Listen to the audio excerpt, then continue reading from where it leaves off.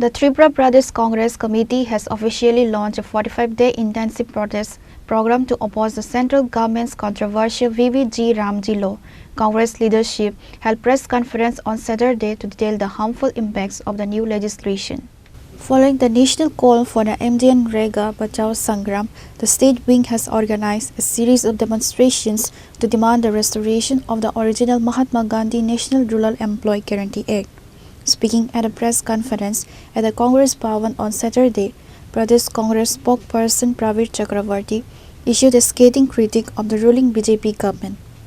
He further alleged that the BVG Ramji law is a black law designed to dismantle the legal right to work. পরিপ্রেক্ষিতে জাতীয় কংগ্রেস ৪৫ দিন ব্যাপী লাগাতার আন্দোলনের কর্মসূচি নিয়েছে।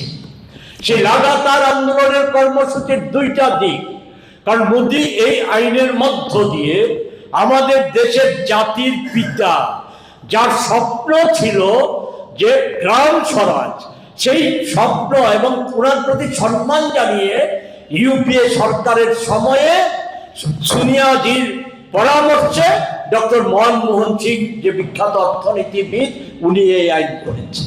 কালকে বলতে বাধ্য হচ্ছে আমাদের রাজ্যের মুখ্যমন্ত্রী একটা তথ্য দেওয়ার চেষ্টা করেছে। সেই তথ্যটা হচ্ছে কি, যে বিভিন্ন সময় বিভিন্ন নাম পরিবর্তন করা হয়েছে গ্রামীণ কর্মসংস্থানের ক্ষেত্রে, আইনের ক্ষেত্রে, কিন্তু মৌলিক অধিকারের আইন ৫ সালের আগে কোনোটা মৌলিক অধিকারের আইন ছিল না, প্রকল্প ছিল। মোদিজি যেটা করেছে সেটা একটা প্রকল্প, এটা কোনো আইন নয়। ফলে এটা দিয়ে বোঝা যায় যে মিথ্যার অবতারণাটা এই স্তর পর্যন্ত চলে এসেছে। ফলে সেই জায়গায় দাঁড়িয়ে ৪৫ দিনের কর্মসূচির মধ্যে আজকে গোটা দেশে এবং আমাদের ৯টি জেলায় সংবাদ সম্মেলন হচ্ছে। আমাদের এই জেলাতে আমরা এই সংবাদ সম্মেলনের মধ্য দিয়ে আগামীকাল আমরা ৯টি জেলাতে আমরা গণ অনশন দিয়ে প্রকাশ্যে আন্দোলনের কর্মসূচিতে আমরা মাঠে নামবো। তারপর ধারাবাহিকভাবে আমরা প্রত্যন্ত গ্রামাঞ্চল, পাহাড়াঞ্চল সহ জনবহুল জায়গাতে আমরা এটা ব্যাপক প্রচারে নিয়ে যাব। আমরা এটা করব।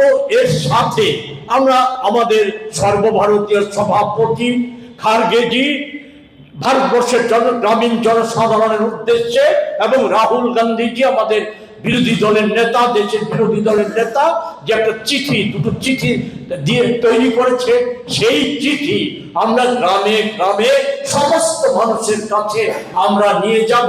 একে ভিত্তি করে আমরা সারা রাজ্যব্যাপী, গোটা দেশের নয় সারা রাজ্যব্যাপী আমরা আন্দোলন করব।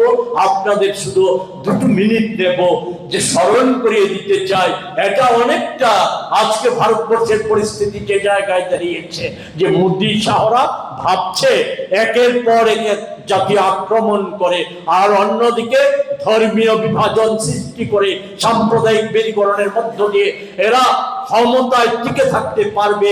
আর নানা বিষয়গুলি আমি নাই বাংলাম এই পদ্ধতিতে।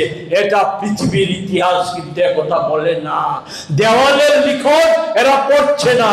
দেওয়ালের লিখন আমাদের ভারতবর্ষে এই স্বাধীনতার পর কালো কৃষি আইনের প্রতিবাদে সারা দেশের কৃষকরা 2 বছর ব্যাপী রাস্তায় থেকে লড়াই তারা সংগঠিত করেছিল।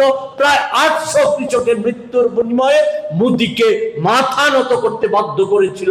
যদিও মোদিজির অভ্যাস অনুযায়ী সেই লিখিত প্রতিশ্রুতি থেকে মোদিজি সরে আসছে, এখন কৃষকদের নিয়ে জালিয়াতি করছে, সেখানে নানা রকম বিষয় করছে। এই আইন আনার প্রাককালে মোদিজি ঘোষণা হচ্ছে কৃষকদের দাবি মেনে নিয়ে।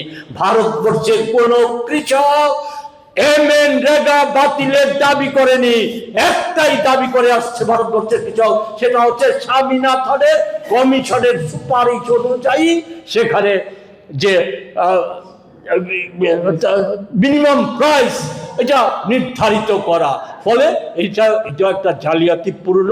আমরা তার বিরুদ্ধে যে রাস্তায় নেমেছি, রাস্তায় থাকবো, রাস্তায় পথ দেখাবে পৃথিবীর নজির। যেটা বলার চেষ্টা করেছিলাম, ওই স্বৈরাচারী শাসক গোষ্ঠী কোথাও নিজেদের শেষ রক্ষা করতে পারেনি।